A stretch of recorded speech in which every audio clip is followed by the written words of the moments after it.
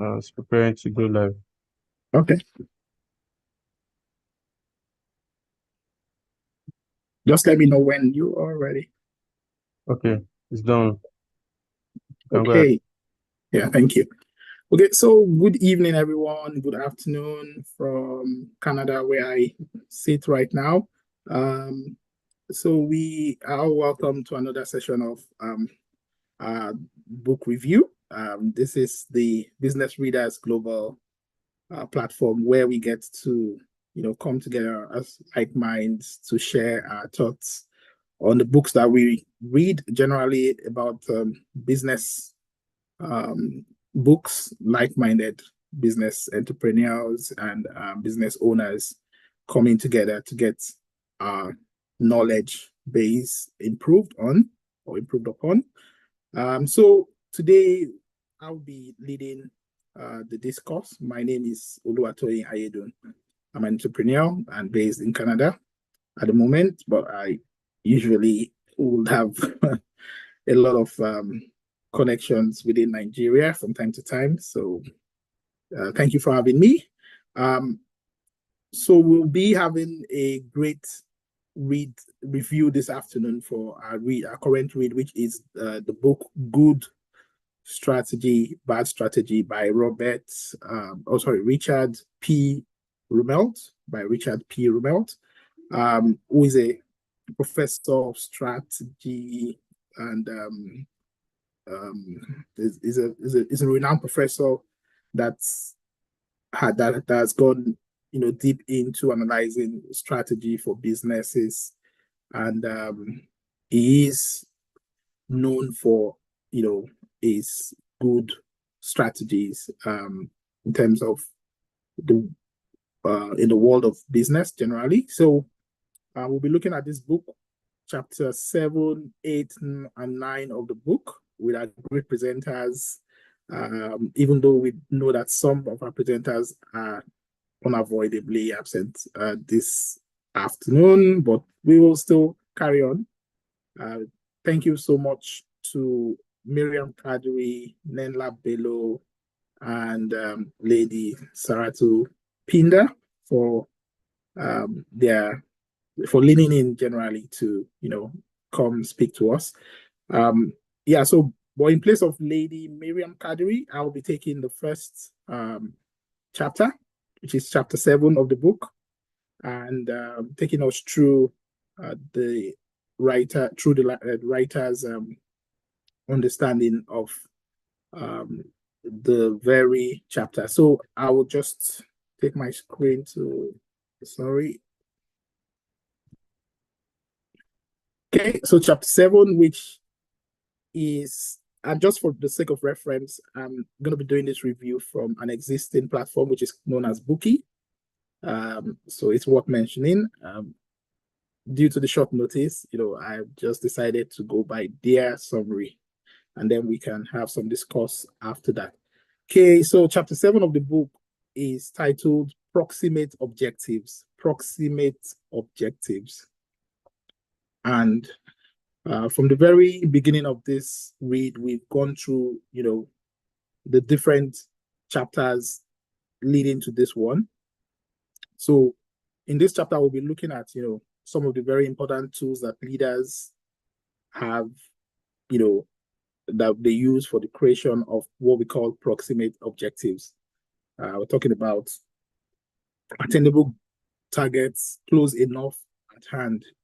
And it says a good example is President Kennedy's goal to land a man on the moon by the end of 1960s. We're all aware, or mostly aware of, that case scenario where, we had the first man to land on the moon in person of Neil Armstrong, I believe that's the name.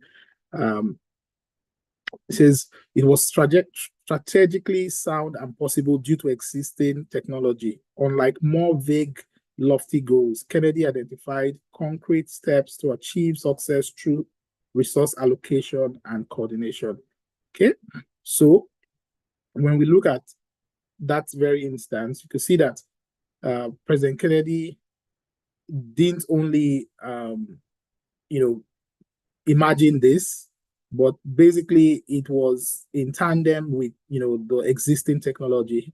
You cannot have a strategy that's out of place in terms of the timing, right? So for instance, today we have AI in place, and due to AI, we can do quite more in terms of the way we deliver as businesses. And 10 years ago, 20 years ago, what people are doing today wouldn't have been possible because the technology didn't quite exist. So it is very important that whilst we are creating that mindset of having a good strategy in place, we have to look at the tools that we have. We have to look at the things that enable us to be able to achieve what we want, in the sense that these have to be things that are quite realistic. So that you have to remove that vagueness. You have to ensure that it is quite concrete in itself. There is a possibility of having it done, unless it's a long-term strategy. Maybe you have 20, 50 years strategy of doing something, and then you want to come up with the technology to do it. But generally speaking, as businesses that's looking to scale within a very short period, you have to ensure that you're working with the tools that are available to you. Okay, so it also talks about resolving ambiguity. Resolving ambiguity. Some of these words sometimes. During Kennedy's moon mission, operational clarity was crucial.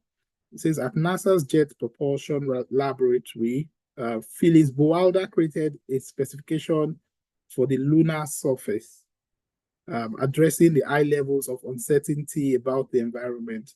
The strategic choice allowed the engineering teams to focus on a solvable problem instead of being paralyzed by ambiguity, ultimately leading to successful missions. Okay, so basically, in our strategic thinking, planning, we need to understand, that we also need to look at the problem of ambiguity in terms of, okay, how we talked about removing vagueness. We talked about having something concrete, but then, let there be boundaries in your assertions, in your the way you have your thought patterns. It should not just be ambiguous. You shouldn't just assume that this would fall in place or that would, we have to be quite as much as possible closely knitted. We have to ensure that the plan is closely knitted. We have to ensure that our pinpoints are quite on target. We have to ensure that it is not just something that falls out of proportion or out of line or out of place. Okay, so again, it talks about taking a strong position and creating options in this chapter. So a strategy's effectiveness increases with clarity under uncertainty. Leaders must recognize the limitations of foresight during dynamic situations and focus on establishing strong positions while creating future options. In a practical example, a small business school clarified its objectives to enhance student job placement, which opened numerous pathways for success. So, what does this tell us?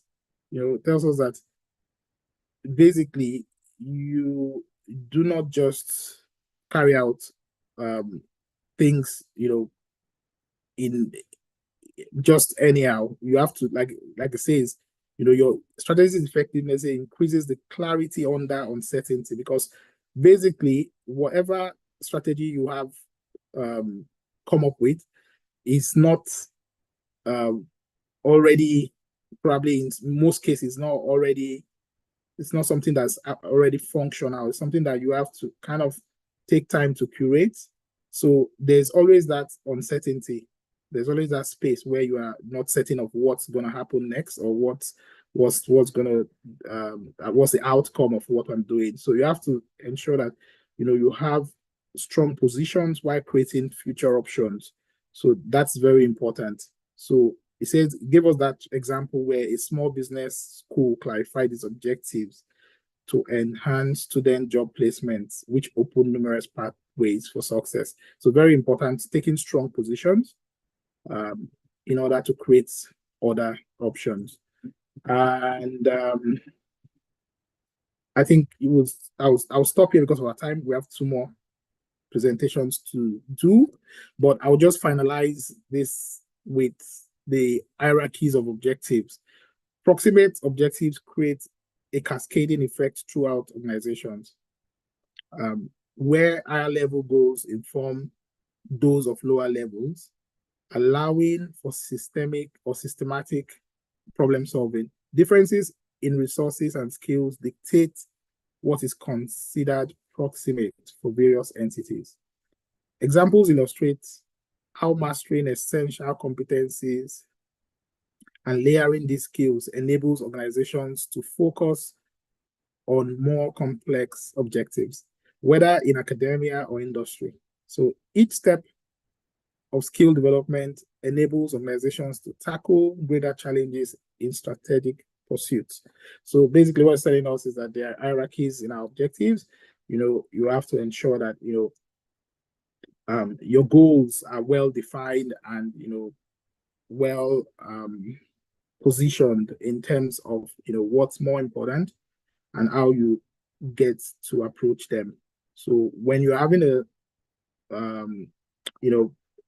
strategy in place, you have to ensure that, you take them in order of priority. You have to ensure that, you do things in a way that the most important challenges, what you are looking at, what you are pursuing, basically.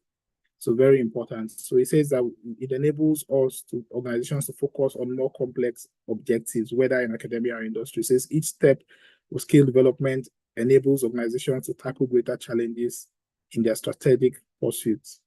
So I'll stop there, and I'll pass the mic on to our next presenter, in person of Lady Saratu Joshua. And yeah, so the floor is yours, ma'am. It's for chapter 8. Thank you very much. I'll stop for sharing that. so that you can. Yes, thank you very much for that presentation. At least it gives me the opportunity to build. Can you see my screen? Is my screen visible? Yes, it is. Sorry, I muted myself. Yes, sorry, yeah. it is. Okay, just to be sure. Sometimes these things have a way of making you think everything is going on well. So just building on what the first presenter just took us through, that in every situation, you need to look at bottom to top approach. How does the top affect the bottom? When you're layering your skills, you make sure you go in steps. Now, I will be building on that to look at what actually is thinking like a strategist. Chapter 8 takes us through how we can think as strategists, that we are having built whatever skills and knowledge we had in chapter 7. Now it is time for us to put that into practice and then think like strategists. One of the quotes that stood out for me said the essence of strategy is choosing what not to do and why, and sticking to it. Because usually the problem is when our strategies are not foolproof, then you find yourself, not being very sure. This session, I'm going to take us through understanding what strategic thinking is, and then also try to look at how do you apply the kernel of good strategy, avoiding common pitfalls that usually happens, and then, of course, reflecting on real life stories or real life challenges. So for me, first of all, strategy is hypothesis driven, and it means that you come with a blank mind. You don't approach as if you want to be a good strategist, you don't come with preconceived notion, what you've read. You come with a very blank mind, with a curious mind, and to understand what really the problem is. And then you begin to make assumptions that you can test, you can put to test and check if this assumption is proof, I mean, is foolproof, if this assumption really works.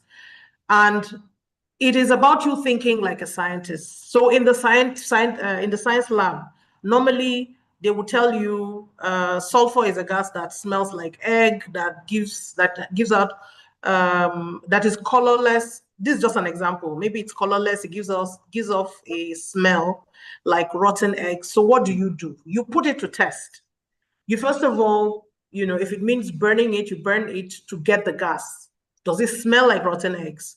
Does it look like yellow in color, or does it look white? Those are the things you do. So you think like a scientist. You first of all diagnose what the problem is, and then you look at your hypothesis. Why is it giving off this gas? Why is it looking like this now? And then you get to your conclusion where you take your actions to say, because based on findings, and I have tested this, this is how it looks like. Now, in hypothesis thinking, I know we don't have time. I actually wanted to ask us, because we don't have time, but I wanted to, maybe while I'm taking us through, let's think of a moment or a time where we had to, where a particular problem was misdiagnosed. This happens a lot in the hospitals. You see patients come in, doctors just assume that, oh, it's malaria. We even do that to ourselves. We just think, oh, it's malaria. It could be a misdiagnosis, and that could really lead to problems, because you end up treating a different thing when the real problem is actually something different. So in the case of the malaria, what was assumed? It was assumed that you had malaria because you showed symptoms of malaria. And then what went wrong? You were treating a different thing while your real problem was getting worse. Now, the second part of the book looks at what are the core. So when you say kernel is like the core of something. So what are the core of a good strategy? How do you know that your strategy is foolproof? 3 things. It means you have carried out your diagnosis. Doctor, I'm feeling sick. Okay, what are you feeling? Tell me your symptoms. Headache, joint pain, body pain, my temperature is high, my mouth feels bitter. It could be a whole lot of other things that I would give as symptoms. Then what are the things that guide me in making the decision to say this is actually malaria? I take approaches. For instance, you take the blood sample, you run a test, you run the Widal test, all the other tests that you need to run. The malaria one, you run it, and then with your results at hand, you come to a conclusion. And then you say, okay, because it's malaria, you need to take maybe paracetamol 5 times a day to manage the headache. You're coming up with concrete actions, having diagnosed and then gotten your results. You're not taking concrete actions that is practicable, that is something that you can actually apply.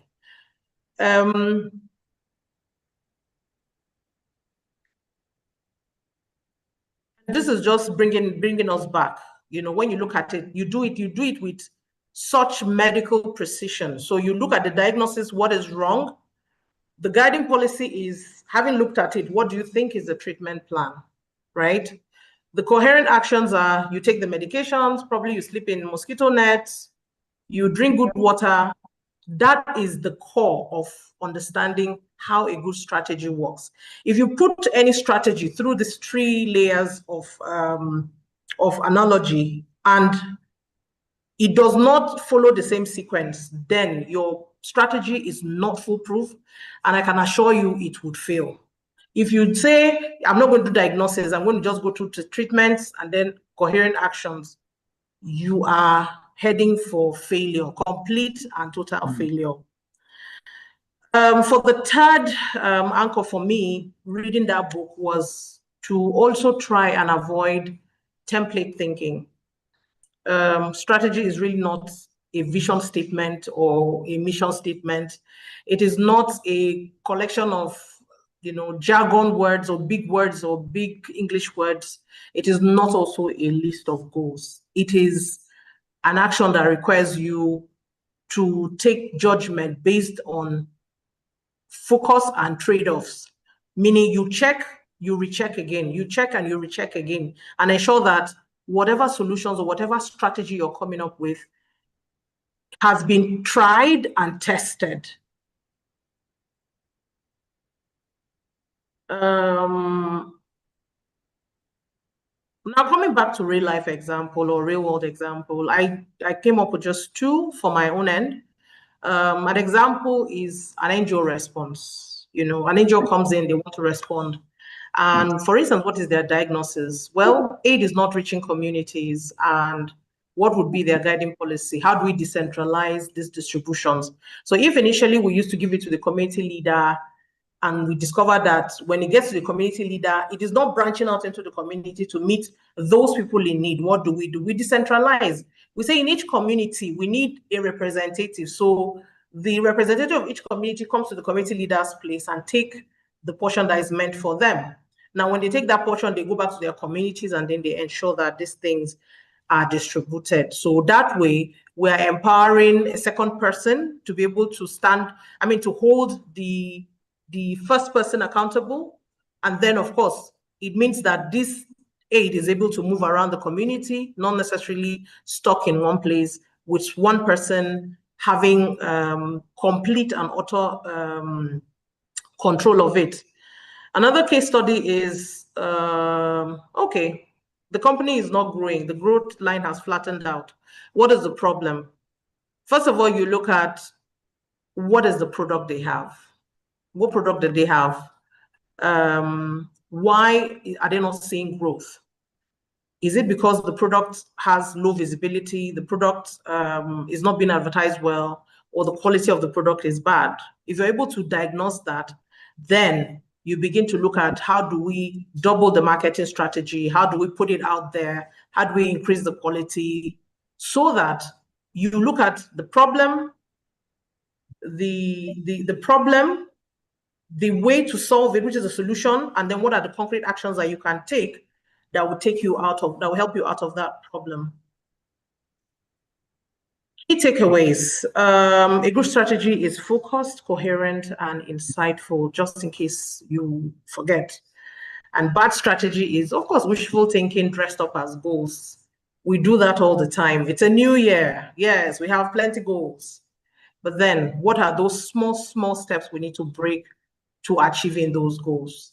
Strategy involves judgments and trade-offs, and every strategy needs a clear diagnosis. So what are we committing to today? As I leave you all, I want you to all think, what is one insight you're taking away from this chapter? And how does that affect you? Look inward and see all of the strategies you've developed over the years. It could be a strategy to get your children to eat their vegetables. It could be a strategy to manage household finances. It could be a strategy to manage that difficult staff. Whatever the strategy is, having gone through this session with me, what is the one takeaway that you have? And what is the one habit you would adapt so that your strategies are not only foolproof, but they are applicable and any other person can take it on and apply it and it works? Lastly, I leave you with this quote: the most powerful strategies are birthed not from formulas, but from insight, analysis, and bold actions. Thank you. And I would hand over the mic back to our first reader. Yes. Yeah, my name is Oluwatoyin. Thank you so much. Okay, Mr. Toyin, let me remember that. I didn't put my name on the like you did, real proper name tagging. So okay, so thank you so much. In fact, I was just enjoying your presentation so well, from the very beginning even to the end. I wanted you to keep going on, and I would like to start with the fact that you really kept to time, and I will talk about that in the end. So I would just love for us to go straight into the next presentation for the day, chapter 9. So we've done chapter 7 and 8. Thank you so much. Very clear and concise. So I will share my screen so that we can go through that chapter in a bit. Sorry. And I can see we've got some new people joining. So you can stop sharing your screen now. You can stop sharing your screen so that Mr. Tom So can help me. share. How do I do that? Because I'm struggling with that. Yeah. I think my Just laptop freezed or something. let me do that for you. Oh, perfect. Thank you. Thank you, David. Just to recognize the presence of some more people that joined along the way. I think I can see Princess went off and on and back in. I can see Engineer Ken, and I can also see, so you're welcome, sir. And I can also see who else joined. And okay, I think it was just Princess that went in and out. Okay. Yeah. So I will share my screen now. Okay.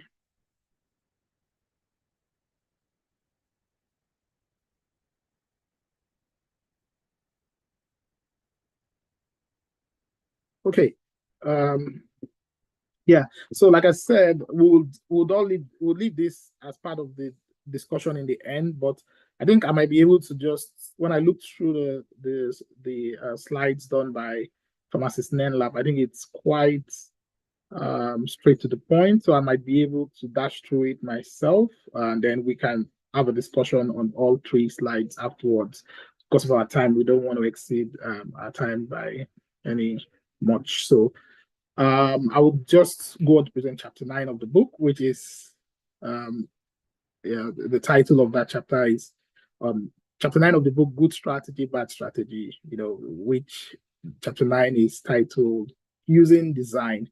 And I seem to kind of like this very chapter because basically it's where the solution is, if you ask me, a solution to some of the things we've been talking about lies in this chapter. And there's a quote that says there, strategy is not about choice or decision, but about design, more constructed than chosen.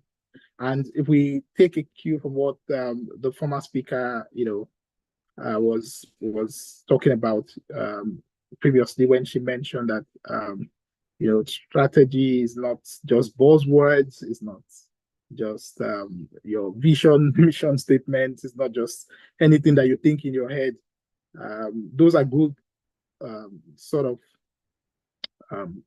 things that can help you to curate your thinking, to help you motivate yourself with your vision, mission statement, to see the end goal. Like we said at the very start of this book, the strategy is not the goal itself. It is what you do to achieve, the outcome of that goal. So it's very important for us to understand. So that's what it's saying here, that strategy is more about, it's not about choice or decision, but about design. So let's look at what that says in the body of this. So let's look at strategy as a design. It says, instead of seeing strategy as a list of decisions, view it as a creative design challenge, like building a house, for instance. Success depends on how well each part fits together. So it's very important, looking at it as a design. So he's saying that he's not seeing it as that list of decisions to say, okay, I have my to-do list. Rather you look at it as putting all the bits and pieces together. And how do you get to do that in a successful manner, right? Because how do you get to put it in a way that they all fit together? And that's where you come up with, the strategy to do that, which is as, the way the way you go about achieving that goal, basically. So it's saying instead of us to see it as a list of decisions, we should view it more like a design challenge. So that's very important. Okay, so next it says that anticipation and orchestration also helps us in achieving our strategy. And here we see that a winning strategy requires foresight and coordination. Hannibal's victory at Cannae came from predicting Roman moves. I believe we all read the book. Some of us read the book. So because this is just a summary anyway. So if we didn't read it, we can go back to get more details.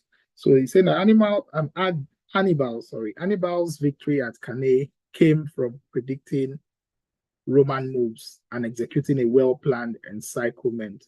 So in that particular warfare, you could see that just like the one we talked about the other day in the Gulf War, it's all about a well-coordinated, well anticipated and a well orchestrated move that can make you have victory in anything that you do. You just have to look at it from all angles and say, okay, what could happen? For instance, imagine that you are fighting in a war or something. You have to anticipate your enemy's moves. You have to anticipate, what if I go this way? How would they respond? So, and that's how we are sometimes we are in the red ocean looking for a way to get into the blue ocean.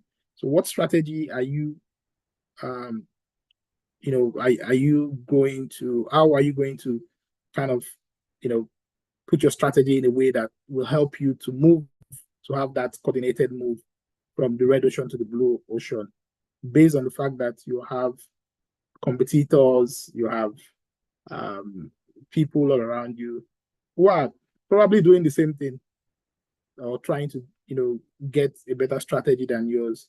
So it has to be well planned. So next we look at resource configuration. And says it's not just what resources you have, it's how you combine them. And you're being told here about BMW success comes from aligning all parts of the company to deliver a premium driving experience. So what did BMW do differently? Basically, yesterday I was talking about the fact that it's not just, I think this speaks to that particular contribution I made yesterday. It's not just about having a good product. Sometimes people have a very good product. I use Coca-Cola as an example. I said, okay, Coca-Cola sold very few numbers of bottles, not even in the hundreds, probably 20 something or whatever, in their first year of launching. So you can imagine, not because the product was any different from what it is today, that's their, usually people talk about Coca-Cola's secret, which is the mixture, and saying nobody can get that mixture. That's the thing that makes them stand out. So that mixture, that was always there, but they needed to do something different in other areas, probably marketing, advertising, and all of that. So you have to ensure, just like in BMW's case, the success came from aligning all parts of the company to deliver a premium driving experience. So it's not just one thing, it's everything. You have to ensure that you put in your all hands on deck to ensure that all the different parts of the organization works, because that's the only way the engine can grind properly. But if you just leave one part and say, okay, I'll focus more on this because this is the core product and everything else, you might have the best product on ground without, any good sales strategy, and the product will sit in the warehouse. So very important. Here we're also looking at interactions and trade-offs. It says effective strategies are about how elements work together. NASA's Voyager needed trade-offs between power, weight, and endurance, each decision affecting the whole system. Yeah, so sometimes you see that you have a perfect design, you have a good design, but then, in order to get that lift, in order to get that traction, in order to get, that movement, basically, you just need to get some trade-offs. And what does it mean? Basically, you might want to have the best, maybe you want to have a very big van as a manufacturer. You want to have the big van and everything, but you notice that, okay, if this van is this length and whatever, then the cost will go over our budget, what we want to sell this for instance. And then at the end of the day, you just look at it and say, okay, what's more important? Is it having a good truck in place to our own standards, or is it having to make enough sales to keep the company floating for probably the next season or the next, So you just have to make wise decisions as a leader in your area of business. You have to make wise decisions to ensure that you're not just emotional about what you're doing, about what you're thinking. You have to ensure that everything comes together, everything comes in finely balanced, and in order to make you have that success that you're looking for. So very important. Somebody was talking about the Tesla robo taxis that is just been launched in Texas. I think last week or a few days ago. So one of the trade-offs that they have had now is that the pricing, they're making it a flat rate, whilst you could go on a journey of maybe, let's say, 10, 15, 20 minutes with different price ranges based on how far you're going. Now, Tesla is saying that no matter where you're going, for now, we're giving you at a flat rate of $4.50 or something like that. Who wouldn't come?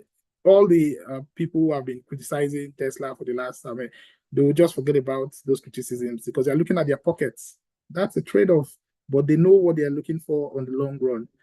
So very important for you to understand how to do. That's a pricing trade-off, for instance. So strategic resources, it talks about some resources are so well integrated that competitors can't copy. They can't copy them easily.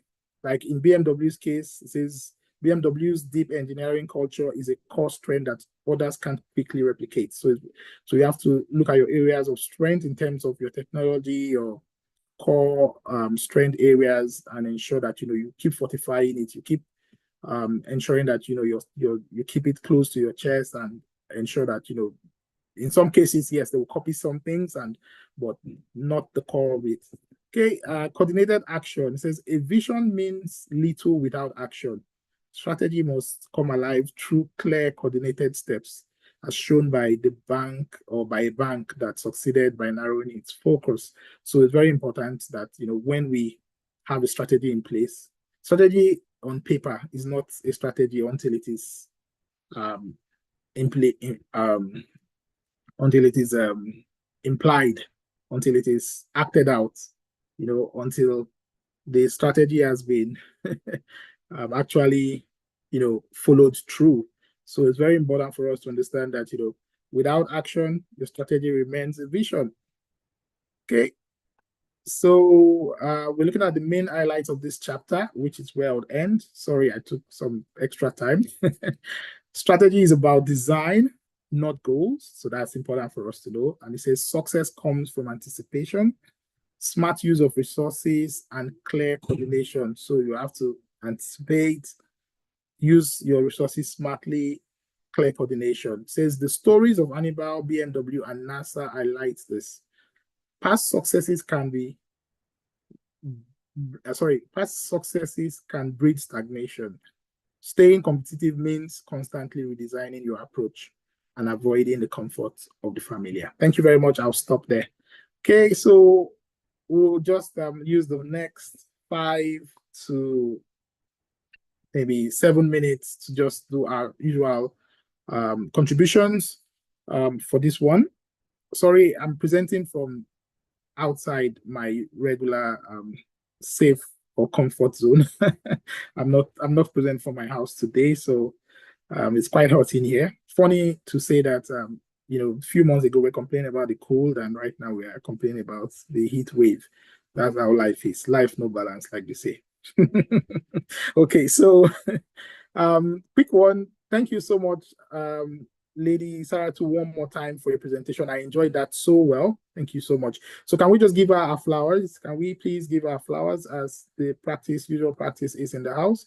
I know Dr. Morel said she won't be able to speak on the call going forward because of our engagement somewhere else, but we have Lady Samira in the house, and we have Engineer Kenneth. So any one of you want to give your feedback on what we have just listened to the speakers and then the topic itself?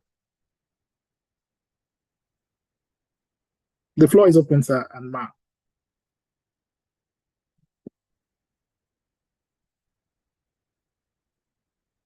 Sorry, can you hear me, everyone? just to be sure that I'm not speaking to myself.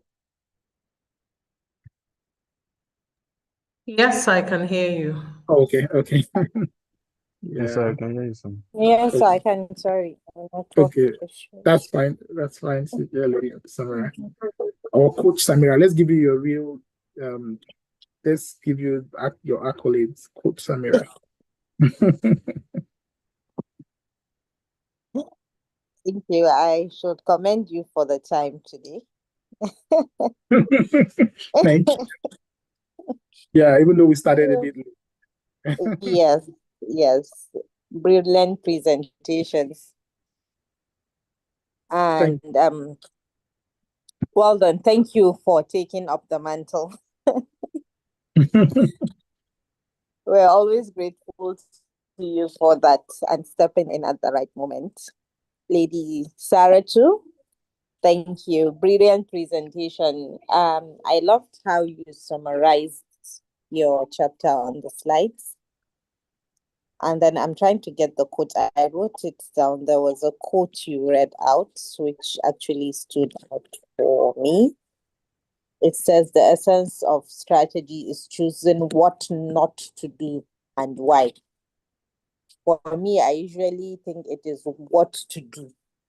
I've never thought of it in the other way, what not to do and why not to do it. So it actually stood out for me. And brilliant. That's why I say, because I didn't read, but I got a lot. I was taking screenshots and writing notes. So thank you very much. Thank you so Good much. presenters. Thank you so much. Thank you, ma'am. Yeah, I appreciate that. Thank you for the contribution, Lady Samira. Okay, so we'll move to Engineer Kenneth. I believe Engineer Kenneth is unmuted to speak now.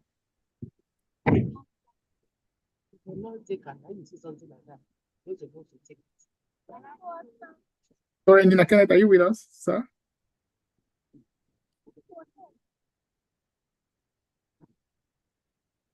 You have to open. It has got to open gate. Okay, I'm not sure he's maybe he just mistakenly unmuted.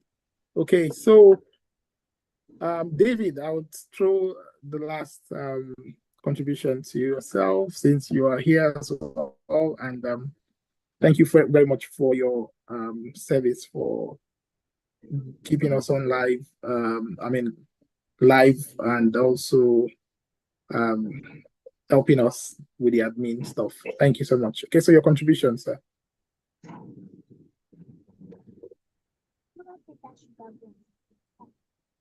Okay, can you hear me? Yes, I can.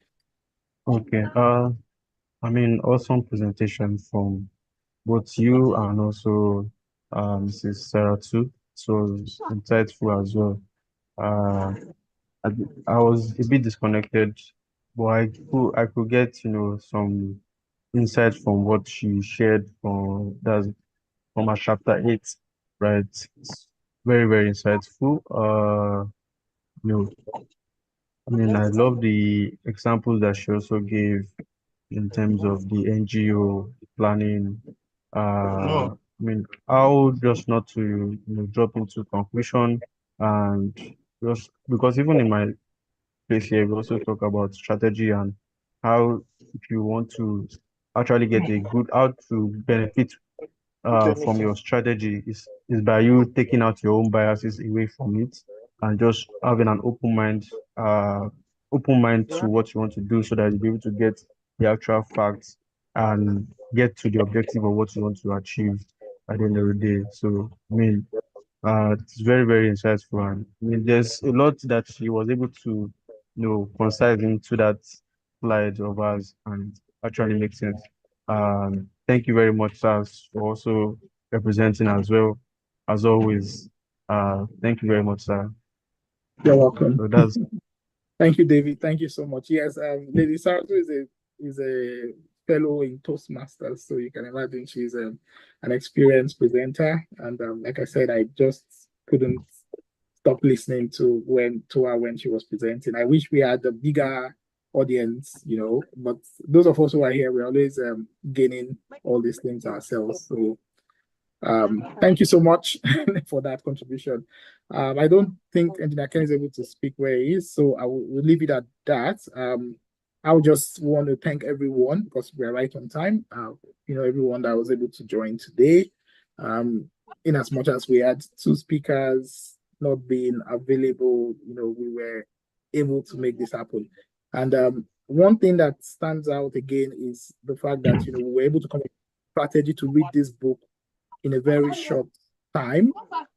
Sorry, can you help me mute Engineer Ken if you're able to, as the admin? Sorry. In a very short time, we're able to complete read. Hopefully by next week, it's a 6-day read, and this is day 3. So tomorrow we have day 4 for the next 3 chapters. And so by Tuesday next week, we'll be completing this book, which shows that a good strategy always works. We were lucky to have this book, Good Strategy, Bad Strategy, as the book that gives us the opportunity to use a a good strategy to have it completed in such a short cycle, right? So brilliant one there. Thank you so much, everyone, and I'll see you hopefully tomorrow. God bless you. Have a good evening wherever you are. Yeah, thank you so much. Thank Thank you so much, sir. Have a lovely Thank you, Ma. Thank you. We want to see more. Okay, I will try. Yes, please. Yes, we can't wait to see more of you, Ma. I will try. Sorry, I couldn't talk. I was on the road. No worries, Okay. sir. Thank you, sir. It's fine. Okay, It's yes. fine. Thank